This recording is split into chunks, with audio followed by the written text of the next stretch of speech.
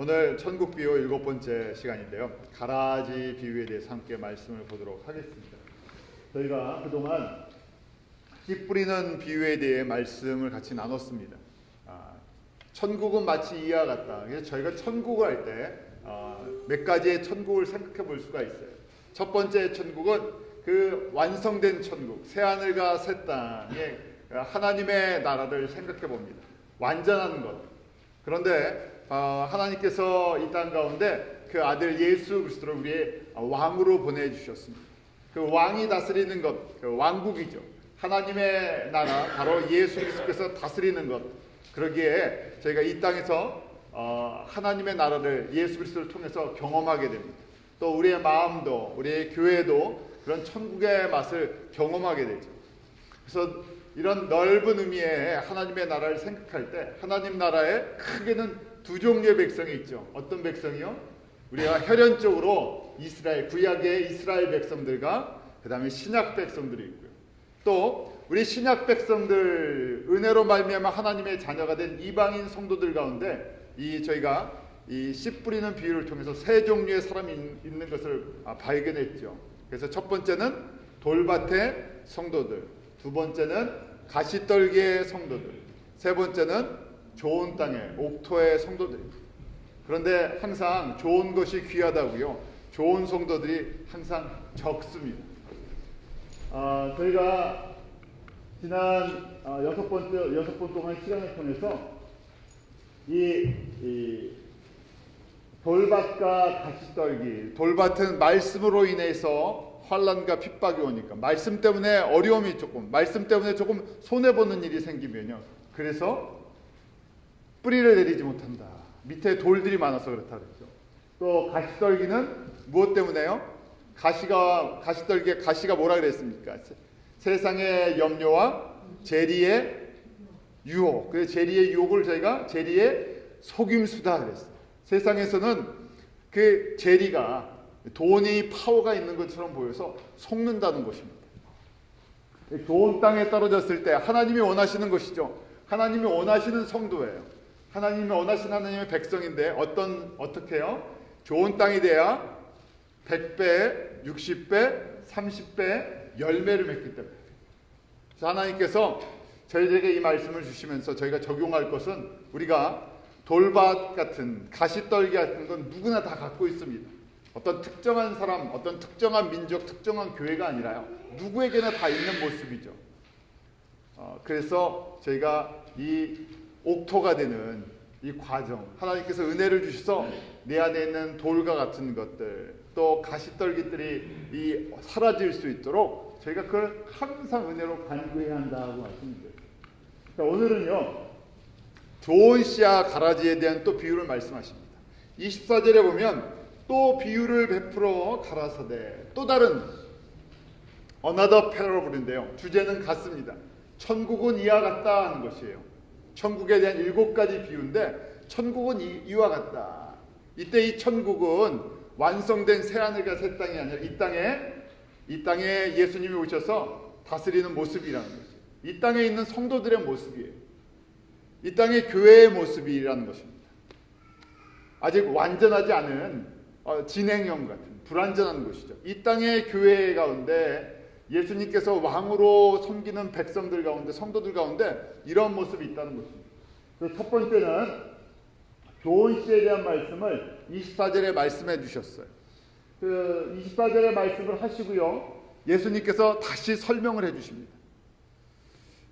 이런 경우가 많지 않은데 예수님께서 이렇게 비유의 말씀을 하시고요, 알아들을 것 같은데요, 그냥 이 말씀 그냥 들으면 알아들을 것 같은데 예수님께서 이것을 가지고 재차 풀어서 설명을 주세요. 꼭 들으라는 얘기예요. 중요하다는 얘기죠. 그래서 예수님께서 설명을 해주시기를 37절, 38절 지금 좋은 씨에 대한 그 비유를 풀어서 말씀해 주십니다. 우리 37절, 38절 같이 읽습니다. 시작. 대답하여 가라사대 좋은 씨를 뿌리는 이는 인자요, 밭은 세상이요, 좋은 씨는 천국의 아들들이요, 가라지는 악한 자의 아들들이요. 하나씩 풀어주시죠. 좋은 씨를 뿌리시는 분은 누구라고요? 인자, 예수님이라는 거예요. 예수님께서 좋은 씨를 뿌리셨다는 거예요. 어디에다가요? 세상에다가, 그 세상은 바로 이 땅이죠. 이 땅에 하나님의 백성들에게 좋은 씨를 뿌려줬어요. 그래서 저희가 좋은 씨 자체를 생각하면 좋은 씨는 무엇이겠습니까? 좋은 씨를 생각하면 뭘 뿌려줬어요? 예수님의 생명을 뿌려주셨어요. 우리가 예수님께서 십자가에서, 구체적으로 하면 예수님께서 십자가에서 피를 저희들에게 흘려주셨어요. 예수님의 복음의 말씀을 저에게 뿌려주셨어요. 누구든지 예수 그리스도를 믿으면, 예수 그리스도를 나의 구주, 나의 하나님, 나의 구세주로 믿으면 죄사함을 받고 하나님의 자녀가 되는, 천국 백성이 되는 이 생명의 씨를 뿌려주셨죠. 그래서 씨 자체는요, 이 좋은 씨 자체는 예수님이시고요, 조금 더 생각하면 예수 그리스도의 복음이고, 그 예수 그리스도의 씨를 받은 사람들이 어떻게 됩니까? 좋은 씨에, 오늘 이 좋은 씨를 받아서 천국의 아들들, 하나님의 백성이 되는 것이죠. 이해하시죠? 이거는요. 그러면서요, 그런데 이 땅의 교회 가운데는 이런 모습이 또 있다는 거예요. 하나님께서 이 세상에 내가 복음의 씨를, 예수 그리스도의 생명의 씨를, 보혈의 피를 흘려줬는데 그 중에 가라지가 있어서요, 악한 자의 아들들이 있다는 것이에요. 그래서 가라지는 악한 자의 아들이다, 마귀의 자녀들이 있다는 것이에요. 그러면 이게 어떻게 되는 말씀인가? 그런데 말씀하시길 38절에 가라지는 악한 자의 아들들이요, 그 후에 하나님께서 이 가라지를 다 걷어서 불에다 집어넣는 심판이 있다는 것을 분명하게 말씀하세요. 그냥 말씀을 저희가 정리해 보는 겁니다. 다음에 이제 가라지에 대해서 말씀하시죠. 가라지에 대해서 25절부터 30절에 말씀하셨어요. 저희가 지금 읽은 본문의 말씀이에요. 가라지가 있는데 사람들이 언제요? 잘 때 원수가 뿌리고 갔다 그랬죠. 이때 사람들은 누구겠습니까? 누가 잘 때 이 원수가 뿌릴 수 있어요? 복음을 받은 천국의 아들들, 우리 하나님의 백성들, 좀 더 구체적으로 하면 제자들이, 영적인 지도자들이, 영적으로 깨어있어야 할 사람들이 깨어있지 못하면 어떻게 됩니까? 원수가 와서 그 사이에 가라지를 뿌리고 간다는 거예요. 영적으로 해서 이 말씀은요, 예수님께서 앞으로 이 천국 복음이 증거되지만, 이 천국 복음이 예수 그리스도의 생명이 전파되면서 천국의 아들들, 하나님의 백성들이 생겨나지만 그 중에 영적으로 어두운 시기 때, 영적으로 잠들 때, 사람들이 깨어있지 않을 때 마귀가요, 원수가 가라지를 뿌린다는 거예요. 그 가운데다가 가라지의 영향력이 있다는 것이죠. 그래서 싹이 나서 자라는데요, 종들이 뭐라고 얘기합니까? 가라지 뽑아버리죠. 그러니까 언제까지 놔두라고요? 추수 때까지 놔두라고 돼 있어요. 추수 때까지 놔두는 이유가 잘못해서 곡식을 뽑아버릴까. 그래서 저희가 한국말로 이 가라지를 피다, 그렇게 뭐 이렇게 얘기하는데요, 비슷하니까요. 구별이 잘 되지 않고 잘못 뽑다가 엉켜 있으니까 곡식까지 뽑아버리니까 추수 때까지 놔뒀다가 추수 때 먼저 싹 걷어서 모아서 지금 29절 30절에 보면 불사르게 반으로 거두고 라고 되어 있죠. 마지막에 다 모아서 불사르는 지옥의 심판과 지옥에 대한 말씀을 해주시는 거예요. 곡식은 곡간에 넣는다 말씀하시죠. 그래서 이것에 대한 해석이 또 39절부터 43절에 나옵니다. 우리 한번 그냥 같이 쭉 읽어보죠. 제가 설명을 드리는 것이 아니라 예수님께서 제자들에게 이렇게 비유로 말씀하시고, 가라지에 대한 비유 말씀하시고 설명을 주세요. 잘 이해해 주세요. 자, 39절부터 43절 같이 읽습니다. 시작. 가라지를 심은 원수는 마귀요, 추수 때는 세상 끝이요, 추수꾼은 천사들이니 그런즉 가라지를 거두어 불에 사르는 것 같이 세상 끝에도 그러하리라. 인자가 그 천사들을 보내리니 저희가 그 나라에서 모두 넘어지게 하는 것과 또 불법을 행하는 자들을 거두어내어 풀무불에 던져 넣으리니 거기서 울며 이를 날이 있으리라. 그때 의인들은 자기 아버지 나라에서 해와 같이 빛나리라. 귀 있는 자는 들으라. 그래서요, 가라지를 심은 원수, 가라지를 뿌리는 원수는 마귀요, 가라지는요, 마귀의 자녀들이죠. 그런데 저희가 이제 구체적으로 이제 이해를 하면요, 가라지가 곡식 같다는 거 아니에요. 그래서 저희 가운데 이걸 이제 예수 그리스도의 복음 비슷한 거라는 거예요. 예수 그리스도의 이 생명 비슷한 것들이 흩어지는데, 우리가 이것을 그냥 종교적으로 얘기하면 우상 숭배죠. 우상 숭배인데 꼭 하나님 섬기는 것처럼 섬긴다는 거예요. 그래서 이 가라지의 저희가 근원을 갖다 보면서 바로 바벨론 종교다, 옛 바벨론 종교, 우상 숭배의 시작이라는 거예요. 하나님 대신, 하나님의 생명 대신 저희가 취하고자 했던 것, 얻고자 했던 것. 그리고 추수 때는 세상 끝이다. 심판이 분명히 있죠. 우리 백보자 심판에 대한 말씀이 기록이 되어 있습니다. 자, 그래서요, 그럼 이 비유가 도대체 무슨 말씀을 하는 건가? 이제 저희가 한번 이 밭을 보시고요. 밭에 보면 이 중동 지방에는 제일 흔한 것이 밀과 보리예요. 그래서 이 보리는 일찍 나잖아요. 그래서 보리는 이 3, 4월에 일찍 나고, 그 다음에 이 5월 지나서 저희가 이 밀을 추수하기 시작합니다. 두 개가 비슷한데요. 한번 이 비유의 말씀을 통해서요, 예수님께서 하시는 의미를 한번 정리해 보죠. 첫 번째는요, 세상에 두 가지 사람이 있다는 거예요. 하나는 어떤 사람이요? 알곡과 같은, 좋은 씨앗 같은, 곡식과 같은 성도들이 있고요. 그러니까 하나님의 자녀들이 있고, 그냥 저희가 쉽게 얘기하면 하나님의 자녀가 있고, 누가 있다고요? 마귀의 자녀들이 있다는 거예요. 그런데 그 안에서요, 어떻게 한다고요? 같이 살도록 놔두셨다는 거예요. 적용하면 다 마찬가지예요. 교회도요, 두 자녀가 있을 수 있다는 거예요. 어떻게 이거 허락하십니까? 그런데 이 땅에서는 두 이 부류의 사람이 함께 살도록 놔두셨다는 거예요. 곡식과 그 다음에 가라지를 언제 때까지요? 심판 때까지 그냥 같이 놔두신다는 거예요. 아시지만요, 하나님은 아시지만 그냥 놔두신다는 거예요. 교회 안에도 있고 세상 가운데서도 같이 이렇게 살아가게 돼 있어요. 특별히 지금 천국은 이와 같다 그러면 제가 이제 교회에다가 앞으로 예수님께서 예언적인 말씀이에요. 앞으로 교회들의 이런 모습이 계속 있을 거라는 얘기. 점점 심화될 거라는 거예요. 성도들이, 저희가 이제 요새 그러잖아요. 어떻게 교회가 이럴 수 있느냐? 성도들이 그럴 수 있느냐? 그럴 수 있습니다. 왜요? 섞여 있기 때문에. 누가 진짜인지를 잘 알 수가 없어요. 그래서 같이 그냥 섞여서 같이 하나님께서 심판 때까지 그냥 가도록 놔두셨다는 얘기예요. 그 다음에 세 번째 저희가 같은 말인데요. 세상이 존재하는 한 이 마귀의 자녀들도 계속 존재해요.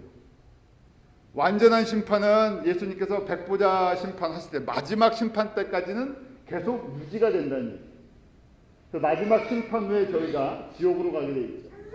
또 반드시 동시에 저희가 이 말씀을 통해서 반드시 심판은 있다는 거예요. 지옥도 있고요.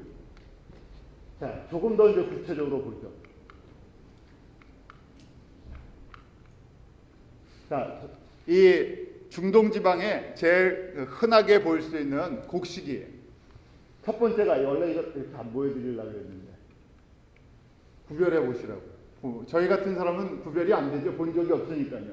첫 번째 게 보리고요, 두 번째 게 가라지고요, 세 번째 게 밀이에요. 비슷하죠? 가라지랑 밀 거의 비슷하죠? 속에 알곡이 들었냐 들어있지 않느냐, 세 가지가 거의 비슷합니다.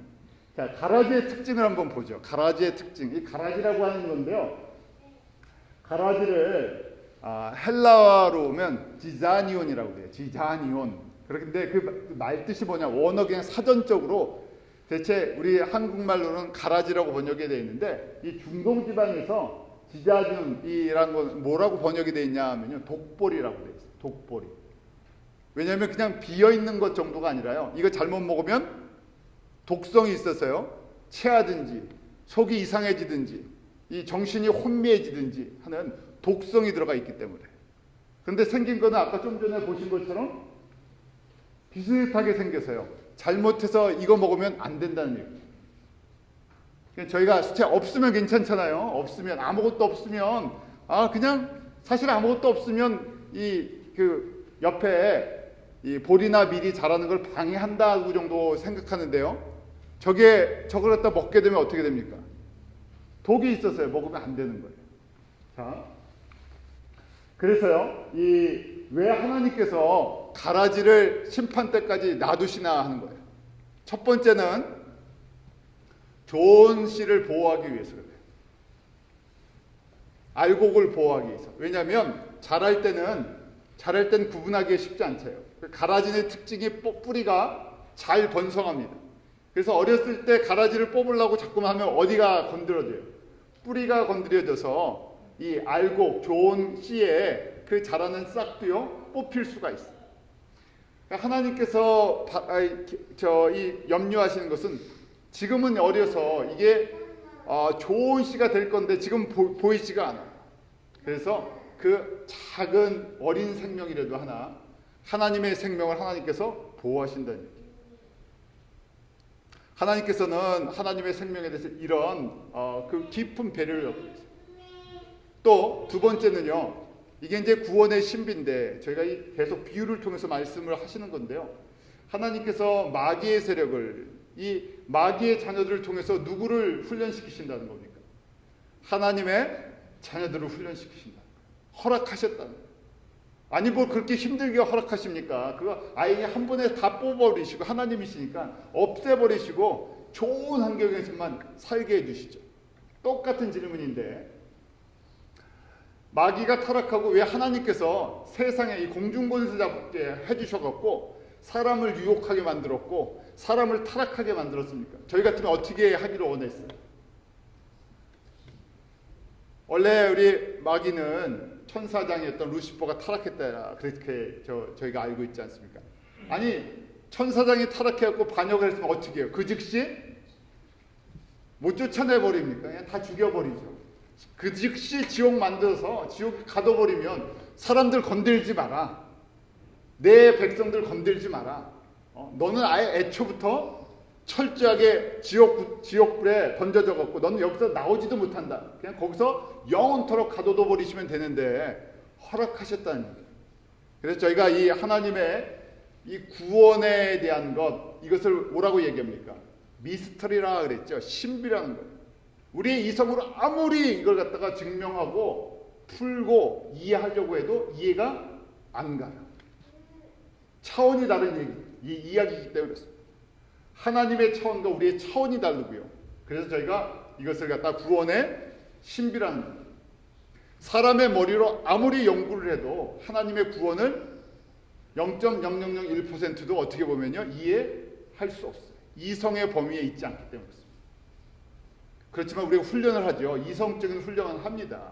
과학적인 훈련도 하고요, 기술적인 훈련도 하고요, 정치적인 것, 경제적인 훈련을 합니다. 왜냐하면 우리가 갈 수 있는 최대한의 우리 존재지만, 우리 이 제한적인 존재지만 여기서 우리 그릇을 넓히기 위해서 그래요. 그래서 저희가 학문도 하고 언어 공부도 하고 하는 거예요. 언어 공부를 하는 이유 중에 좀 전에 제가 지자니온이라고 그런 걸 가르쳐드린 이유가 있어요. 아니 헬라어 한마디 더 안다고요. 뭐 그리스말 한마디 안다고 그다음에 히브리어 한마디 아는 거, 그게 중요한 게 아니라 원어의 뜻이 무엇인가 하는 걸 이해해 드리는 거예요. 원어에는 보니까 이 말 자체가 독보리라는 뜻이었구나. 그러면 저희가 이 독보리에 대한 비유가 이 안에도 들어있구나 하는 것을 조금 넓힐 뿐이죠. 이렇게 해서 우리가 갖고 있는 지식과 지혜를 좀 넓히지만 근본적으로 하나님의 구원의 이 신비를 저희가 이해할 수 있다 없다, 이성으로는 알 수 없는 부분. 그러니까 아무리 내가 학식이 높아도 하나님께서 은혜로 우리의 이 눈을 뜨게 해주시고 이 하늘에 대한 지식을, 구원의 지식을 베풀어 주시지 않으면 알 수 없다는 것입니다. 그래서 저희가 전적으로 하나님의 은혜로 말미암아 구원을 받았다. 이 구원의 선물을 주셨는데 이 선물을 갖다 눈앞에 갖다 주셔도 이 선물의 의미를 알지도 못하는 사람들한테 그 선물 주시고 이 선물의 의미를 성령으로 말미암아 깨닫게 해주셨다. 그래서 저희가 이 부분은 저희가 신비라는 것이. 하나님께서요, 마귀를 한 번에 멸하시지 않고 타락한 이후에 공중의 권세를 잡고 사람을, 하나님의 백성을 훈련시키는 도구로 심판 때까지 쓰시겠다는 거예요. 근데 참 오묘한 것은요, 참 신비로운 것은 하나님의 백성을 이렇게 옆에서 마귀가요 힘들게 하면 할수록 뭐가 된다고요? 옥토가 되어 간다는 거예요. 이게 또한 신비한 거예요. 저희를 편안하게 해주면 옥토가 되는 게 아니라 마귀가 우리를 괴롭히고 우리를 핍박을 주고 환난을 주면 이것이요 거꾸로요 옥토가 되어가는 그 과정이라는 것이에요. 저희는 그렇잖아요. 아유, 누가 환난 좋아하는 사람이 있습니까? 누가 핍박 좋아하는 사람이 있어요? 누가 고통 좋아하는 사람이 있습니까? 그런데 신비한 것은 기독교의 저희가 2000년의 역사를 통해도 그렇고 성경의 믿음의 인물들을 보아도 그렇고요. 세상에서 이 마귀와 같은 또 마귀의 자녀들의 공격을 받으면서요. 그러면서요. 믿음의 뿌리가 내려가고요. 내 안에 있는 이 돌들이 걸러지고요. 이 가시 역할을 한다는 거예요. 마귀의 자녀들이 가시 역할을 해주는데요. 그런 가시 속에서 가시를 뽑아내 가면서요. 그러면서 하나님의 자녀들이 성숙한 믿음의 사람들로 온전한 사람으로 자라가면서요. 열매를 맺는 거예요. 마치 저희가 온실에서 자란 것은 힘이 없다 그랬는데 맛도 없고, 하나님께서는요 우리에게 자유의지를 주셨어요. 그래서 이것이 우리가 결정을 할 수 있게 했는데 어느 정도 그러면서요 믿음으로 내 자유의지를 가지고 하나님을 순종해 나가는데 그 옆에서 가시 역할을 또 돌 역할을 또 이런 나를 힘들게 하는 것들을 옆에서 붙여나갔고요. 그러면서요 내가 믿음으로 사나 살지 않나 하는 이런 것들을 열어주셨어요. 이게 그래서 큰 하나님의 큰 틀 안에서 주어지는 역사라는 것이죠. 그래서 저희가 이걸 이해하려는 거예요. 제자들에게도 그러시고요. 또 예수님이 이것을 제자들에게만 주시는 말씀이 아니라 오늘 이 시대를 살고 있는 성도들에게, 교회들에게 주시는 말씀이죠. 교회의 모든 역사를 통해서 누구든지 나를 따라가는 거예요. 진짜 하나님 나라를 소유하는 사람들의 삶은 꼭 이게 들어간다는 것이에요. 이 과정이 반드시 있다는 거예요. 그래서 이것을 비유로, 천국 비유는 이렇다 하면서 뭐가 동시에 존재한다고요? 좋은 씨가 있으면서 동시에 좋은 씨 옆에 항상 뭐가 붙어 있다고요? 가라지가 꼭 붙어 있다.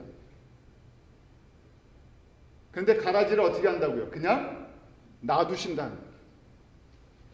그래서 이 가라지가요 계속해서 영향력을 주고 있다는 것이죠. 가라지의 특징들을 한번 보죠.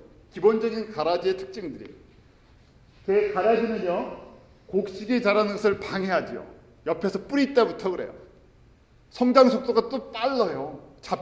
우리 잡초만 봐도 그러죠. 잔디를 잔디를 이렇게 키워보니까요, 나무나 뭐 꽃이나 다른 거 키우는 게 훨씬 쉽죠. 잔디 키우는 거 정말 힘들더라고요. 별로 안 키우고 싶은데 그래 잔디밭이라고 해놨으니까 잔디씨도 좀 뿌려보고요. 그런데 지금 그거예요. 잔디씨보다 뭐가 더 빨리 퍼집니까? 잡초가요. 잡초는 씨도 뿌린 적도 없는데요. 그 다음에 한번 퍼지기 시작하면요, 제가 보면요, 이 중간에 아스팔트 길, 콘크리트, 시멘트 길이 있잖아요. 여기 있던 잡초가 어떻게 여기까지 뿌리를 뻗쳐가는 건지, 뭐 씨가 날아가는 건지 뭔지 모르겠는데요. 분명히 공간이 있는데 그걸 건너와요. 그래서 여기서 여기 이 인도에서 퍼지는 잡초가 금세 여기 와서 퍼지기 시작했어요. 여기서 퍼지면 또 금세 쭉 퍼져나가요. 뽑으려고 하면요, 잡초 뽑아보셨습니까? 뿌리가 얼마나 긴지. 그래서 이제 제가 뽑을 때 손가락으로 이렇게 뿌리를 감아요. 손으로. 왜냐면 이게 이렇게 뽑으면요, 위에만 뽑히니까 이 땅 속을 갖다 이렇게 좀 손가락을 집어넣어 갖고 이걸 감아요, 손가락에다. 그래서 이렇게 하면요, 한 번에 다 올라오는 게 아니라 이렇게 쭉 따라 올라오죠. 그래서 그냥 속 편하게 어떤 집들은 아예 흙을 뒤집어 엎어버리더라고요. 흙을 갖다 엎어버리는 게 아니라 다 파서요, 그걸 없애요. 흙 싹 다 없애버리고 새 흙 깔고 잔디 다시 깔아버려요. 그래야 잡초가 없어질 정도. 다시요, 이걸 보면요, 저희가 이 가라지는요, 성장 속도가 굉장히 빠르고요, 번식력이 대단합니다. 그 다음에 악조건에서도 잘 자라요. 물을 주지 않아도 이 물을 안 주면 뜨거우면요, 잔디는 금세, 저희가 잔디를 얘기해 드리면 잔디는 타버려요. 곡식도 그렇죠. 말라버려요. 근데 이 가라지 종류는요, 이게 물을 별로 안 줘도요 견뎌내요. 그래서 생명력이 강하죠. 성장 속도도 빠르고요, 번식력도 강하고요, 생명력도, 그 다음에 더 대중적이라는 거예요. 번식을 하면서요, 사람들에게 이 가라지가요 더 보기가 괜찮다는 거예요. 그러면서요, 뽑아낼 수가 뿌리채 뽑아지지가 않는다는 거예요. 잘 조금만 속에 조금의 뿌리가 남아 있으면 어떻게 합니까? 또 그 다음에요 또 나와요. 아주 지겹도록 나옵니다. 그래서요, 저희 특징들을 보면서 이제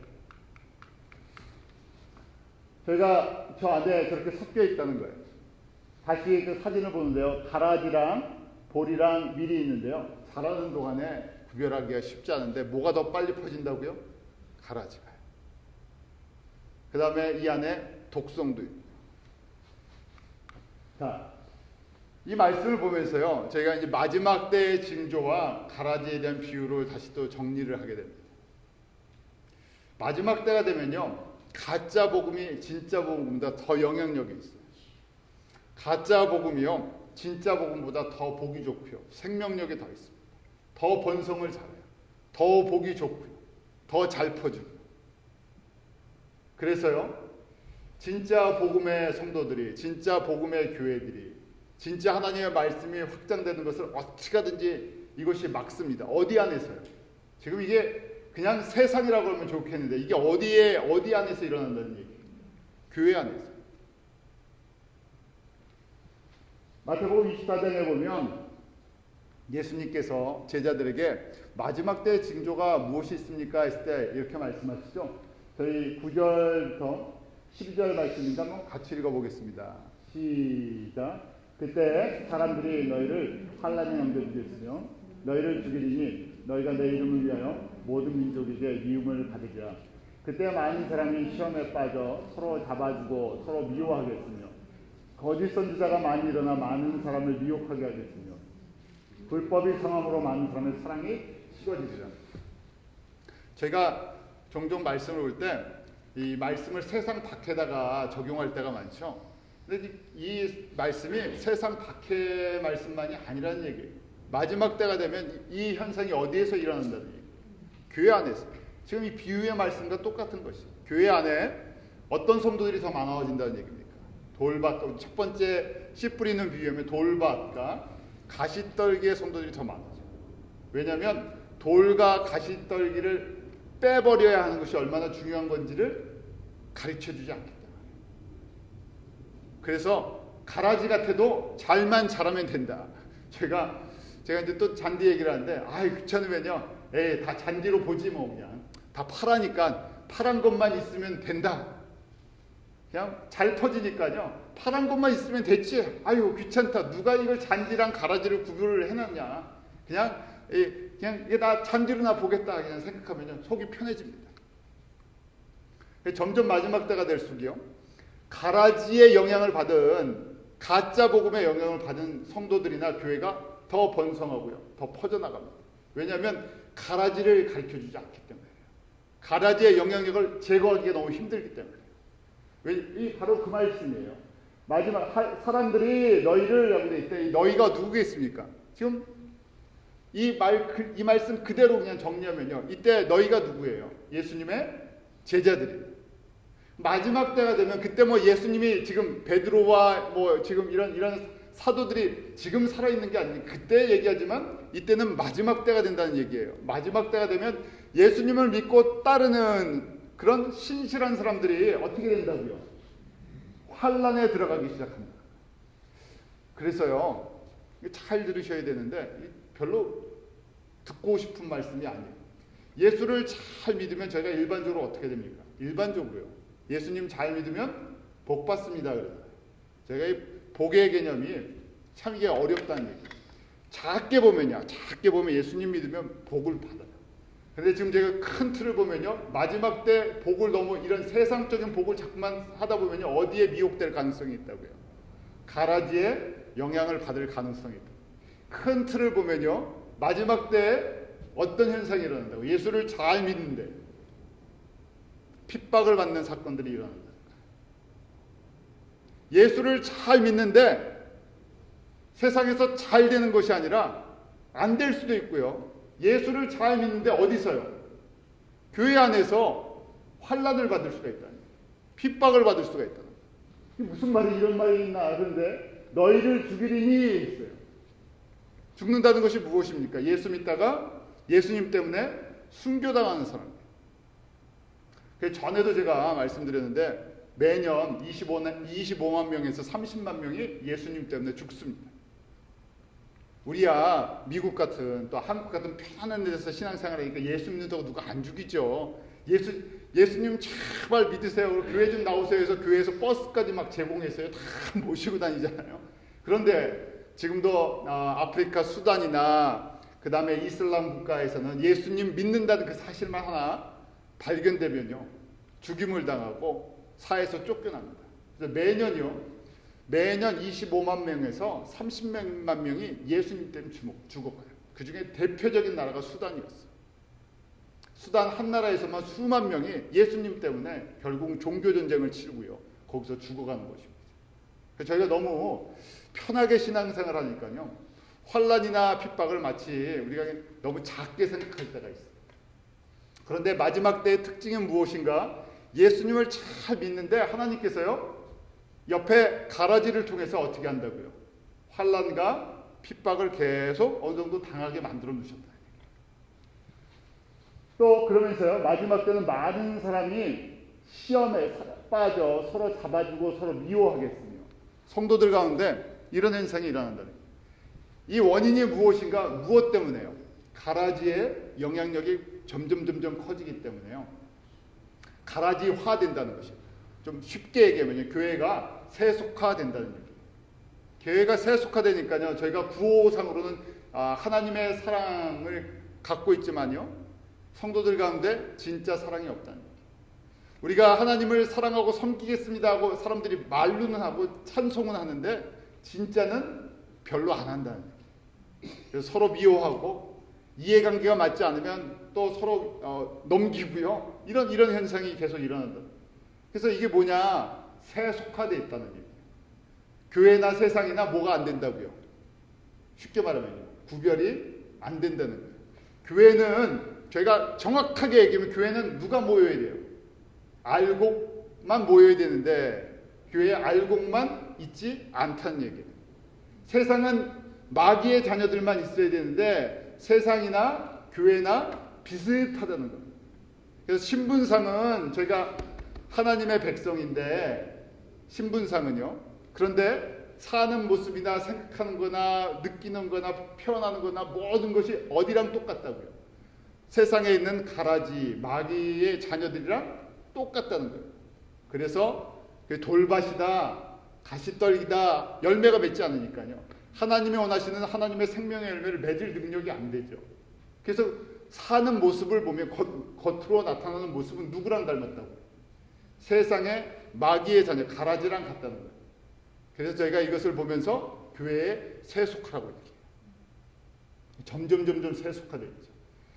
사람들은 이제 세속화에 대한 의미가 별로 없어요. 어떻게 되어 있냐면요, 어떻게 하든지 개인적으로 보면 복만 받으면 된다. 내가 예수 믿었으니까 복 받으면 된다. 세속화라는 말을 인식하기 싫어합니다.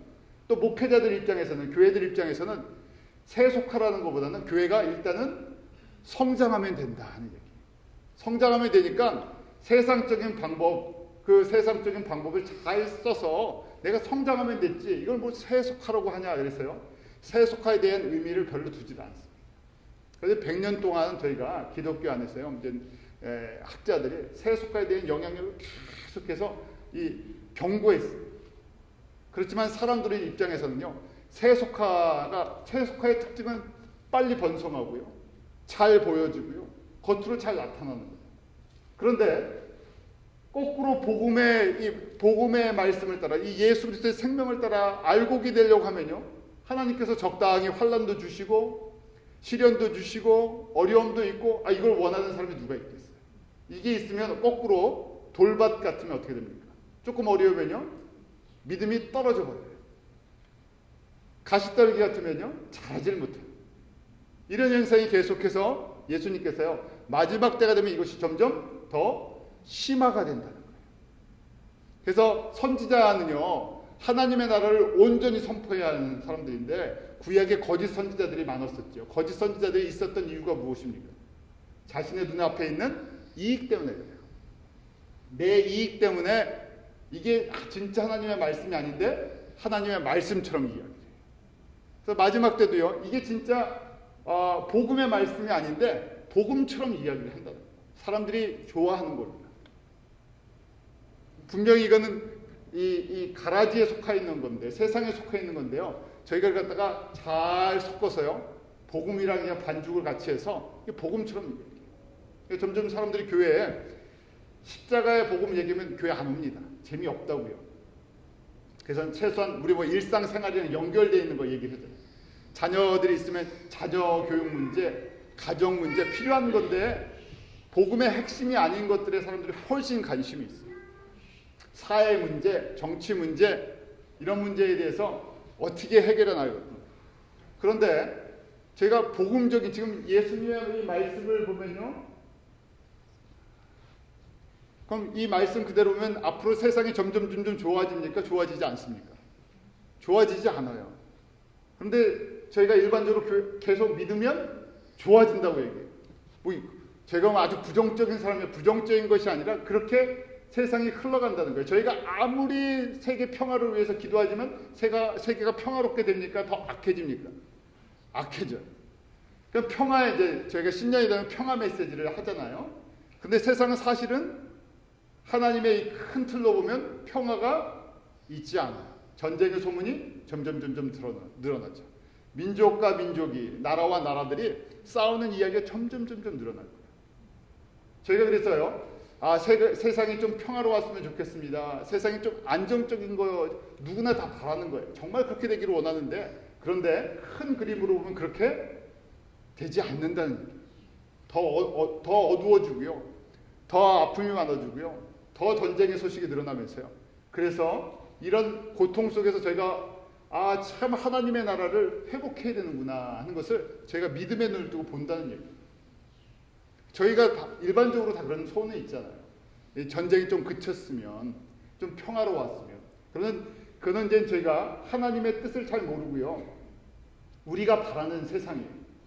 근데 이 세상은 지금 이 주님의 마지막 때의 모습을 보면서요, 불법이 성하고 거짓이 더 많아지고요, 전쟁과 기근과 난리의 소문이 더 심해져요. 그러니까 이걸 갖다가 바꿔버리면 뭐가 됩니까? 이 메시지를 바꿔버리면요, 이것이 뭐 극단적인 얘기는 아니지만 이걸 우린 바꾸고 싶은 마음이 있어요. 그런 세상이 아니라 예수 믿고 이 땅이 정말 더 좋아지는 그걸 바라야 되지 않습니까? 바라지만 그렇게 안 된다는 얘기죠. 그래서 저희가 적극적으로 보면 빨리 뭘 선포해야 된다고요. 하나님의 나라가 임한다는 예수 그리스도를 통해서 이 예수 그리스도의 생명의 씨를 저희가 나눠주는 것이 주 목적이죠. 저희가 이 땅에서 뭐 유엔 평화기구처럼 세상의 어떤 그 노력은 하지 말라는 얘기가 최선을 다하지만요, 진행되는 걸 마치 그런 것 같아요. 약인데 치료약은 없어요. 치료약은 오직 예수 그리스도인데요, 그 예수 그리스도가 진짜 그거는 치료 좀 더디게 할 뿐. 우리 입장에서 보면 조금 잠깐 풀어줄 뿐이 진짜는 안 풀어지죠. 왜냐하면 주님께서 그렇게 틀을 만들어서 그렇게 끌고 가시기 때문에. 자, 말세에 또 디모데후서 3장에도 말세에 고통하는 때가 이를 것이다. 그런데요, 고통하는 때의 특징이 저희가 좀 계속 보는 말씀이잖아요. 말세에 고통하는 때인데 사람이 점점 어떻게 된다고? 이기주의하다, 개인화된다. 자기의 욕심만을 자기가 챙기고요. 두 번째는 뭐의 영향력이 점점 커진다고요? 돈의 영향력이 점점 커지고. 세상이 어떻게 가나? 디모데후서 계속 3장 1절부터 5절에 보면 교만하고 사람들이 무정하고 원통을 참지 못하고 참수하고 폭력적이고, 그 다음에 쾌락을 더 좋아하고, 돈을 좋아하고 쾌락 좋아하고 세상 더 좋아하고, 근데 이것이 말세의 마지막 때가 되면 점점 심해져서 이 영향력이 어디까지 퍼져 있다고요? 교회까지. 저희가 이제 우리의 모습으로 이걸 자꾸만 보는데요. 이 영향력에서 자유로운 사람이 없죠. 마치 가라지의 영향력처럼 가라지화 만든다는 얘기예요. 교회를, 성도들을. 근데 사람들이 이게 겉으로 보면 화려하고 생명력이 있는 것처럼 보이고 영향력이 있는 것처럼 보이고 번식력이 있었어요. 이걸 무분별하게 받아들인다는 거예요. 받아들여서 먹다 보니까 어떻게 된다고요? 독이 있었어요? 정신이 혼미해지고요. 배도 아프고 탈도 나고 그 다음에 분별력이 떨어지고 제가 이 독성 있는 걸 계속 먹으니까요. 그 다음에 이거 안 먹으면 마치 안 먹으면 어떻게 됩니까? 불안해지고. 그래서 이런 현상이 계속 일어날 것인데 어떻게 해야 되느냐? 디모데후서 3장 5절에 바울 사도가 저희들에게 이렇게 말합니다. 디모데후서 3장 5절 같이 읽습니다. 시작. 경건의 모양은 있으나 경건의 능력은 부인하는 대하니 이 같은 자들에게서 어떻게 하라고요? 돌아서라. 돌아서라 하고 되어 있죠. 떠나라 하는 얘기. 가라지의 영향력에서 저희가 떠나야 된다는 거죠. 가라지가 뭔지를 분별해야죠. 그래서 주님 기도할 때 도대체 가라지의 영향력들이 무엇입니까? 하고 가라지의 특징이 무엇입니까? 우리가 세상의 가라지는 알아요. 그런데 우리가 영적인 가라지가 무엇인가? 결국 우리 가짜와 진짜를 구별하는 것과 똑같아요. 진짜를 잘 알면요, 가짜가 구별이 되죠. 근데 이 진짜를 모르면요, 이 가짜인지 진짜인지 알지 못해요. 그래서 십자가에 보고 구원이 무엇인가, 영생이 무엇인가, 그 하나님과 그 아들 예수 그리스도를 아는 것이다. 예수님이 누구신가를 자꾸만 알아가면요, 저희가 진짜 예수랑 가짜 예수가 구별이 됩니다. 진짜 교회의 성도의 모습과 지금 그래서 예수님께서 지금 마태복음 13장 그래서 중요한 겁니다. 천국의 비유를 말씀해 주시면서요, 교회와 성도들이 이런 모습으로 이렇게 마지막 때까지 갈 거라는 얘기예요. 그래서 저희가 진짜 이 하나님의 나라 사람이 되어야 되겠군요. 하나님의 백성이 되어야 되겠군요. 옥토가 되어야 되겠군요. 열매 맺어야 되겠군요. 그러니까요, 열매를 맺기 위해서 뭘 해야 된다고요? 우리 안에 이미 가라지의 영향력이 우리는요, 그렇게 생각하시죠. 우리는 세상에서 살던 사람이니까 가라지의 영향력이 애초에 있는 사람들이에요. 가라지 속에서 살던 사람들이잖아요.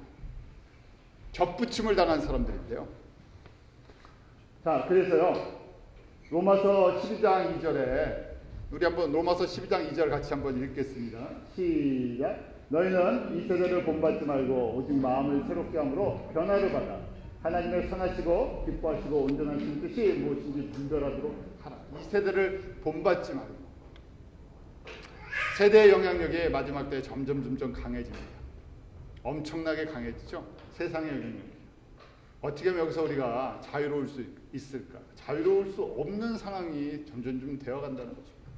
그러니까 조금 말은 좀 이상한데요. 너무 유명해지려고 하면요, 또 내 이름 생각하면요, 너무 장래 먹고 사는 문제 의식하기 시작하면요, 그걸 깊게 생각하다 보면요, 영향을 안 받을 수가 없다는 얘기예요. 그 속에 살고 있습니다.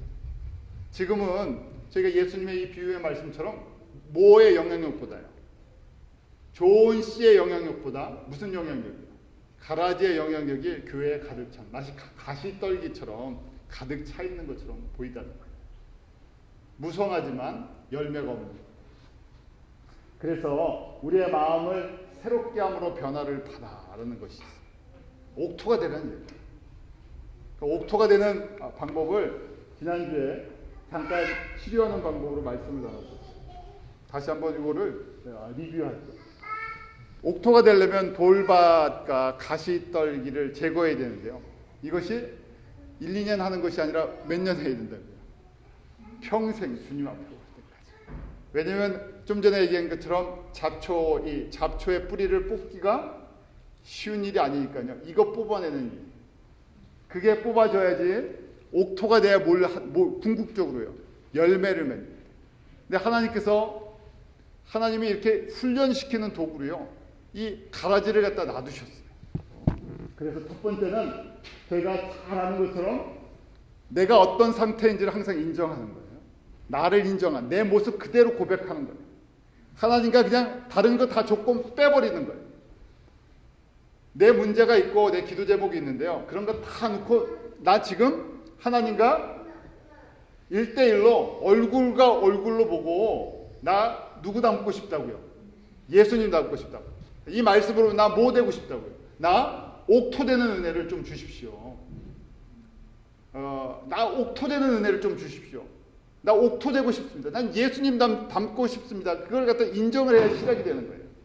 그 다음 단계는 무엇입니까? 내 안에 거하시는 성령님을 찬양하고요. 그 성령님의 도우심이 있습니다.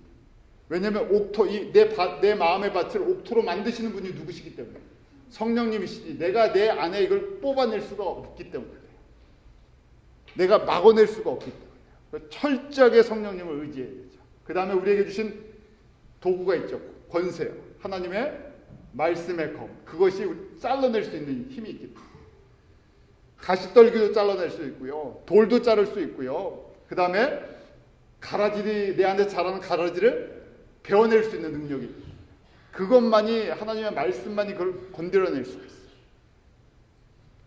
그래서 그 말씀의 검을 저희가 매일 묵상하라는 얘기죠. 그 다음에 네 번째로요. 보혜사 성령, 이제 옆에서 나를 도와주시는 보혜사 성령님이 나를 도와주시기를 간청하십니다. 그래서 보혜사 성령님이 처음에 임하시는 단계인데요. 기름을 부어주시는 거예요. 기름을 부어주고요. 내 안에 더러운 것들을 태우려면 기름이 있어야 되냐. 기름에 적시면 잘 타죠. 은혜의 기름을 하나님께서 정말 하나님의 나라를 사모하고 내가 예수님 닮고 싶은 그 은혜의 기름을 부어주셔요. 그래서 거기에 그 다음에 기름이 다 적셔지면요. 뭐만 붙이면 돼요? 불처럼 임하십니다. 불이 붙으면 다 타잖아요. 불이 붙고 나서 다 타고 나면요. 그 다음에 뭐 해야 돼요? 물로 씻어야죠. 그 죄들을 남은 찌꺼기를 물로 씻어주셔요. 보혜사 성령님이 기름 부어주시고 불처럼 그 다음에 기름을 다 부어주시고요. 그 다음에 불처럼 그 다음에는요. 불이 타야 돼요. 그 다음에 성령의 물로 씻어주시고 그래서 물처럼 이렇게 받으면서요. 평생 이것이 이제 성령 충만해가는 과정. 이 과정을 갖다 하나님께서 허락하시는 중간중간에 뭘 허락하신다고요? 사랑하는 사람들에게 시련을 허락하신다.